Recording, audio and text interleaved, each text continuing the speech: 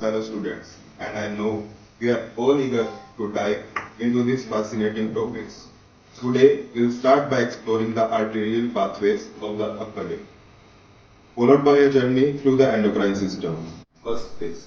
He told us about the arteries. The last one was circumflex scapular artery, which was going to scapula to do an osmosis. We will come from here and it will go to the scapula. Then this part is there. From this, two things will come. First is axillary artery, which will be followed by two branches. First anterior branch and posterior. It will be followed by posterior circumflex humeral artery. The TSH binds its receptor on the thyroid follicular cell. It activates a signaling pathway that stimulates the uptake of iodine ion from the gut, and just like in she assiduate, it has to be shed after delivery, which is a temporary organ. And then it is our parenting contact with the maternal. And then features at term it base binded grams, and then the ratio of placenta fetus is 1:6. So it basically it is center part is medulla and outer part is cortex. This is the location of the adrenal glands. It's just above the kidneys. And this is the I'll talk about that. It's parts.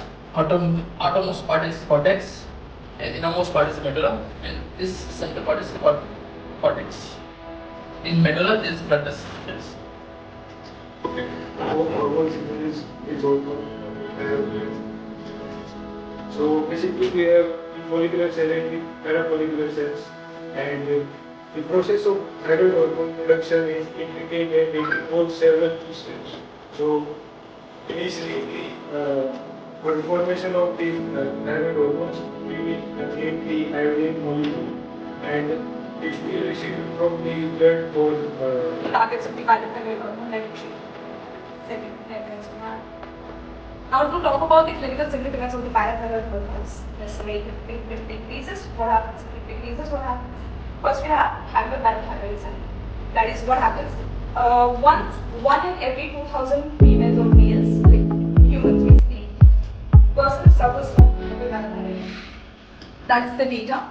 And what happens in it is just descending thoracic aorta.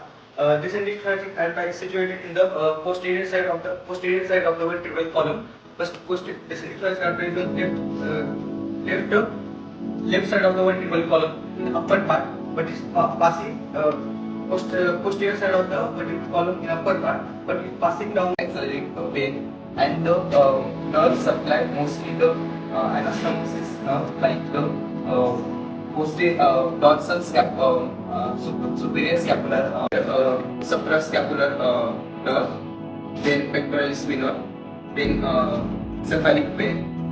Lateral side of the arm, and divides into two arteries. That is the medial collateral artery and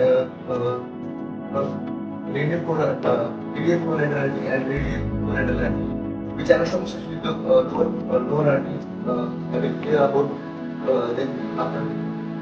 Then lower part of the back artery use two branches. of hypothalamus. So what is hypothalamus?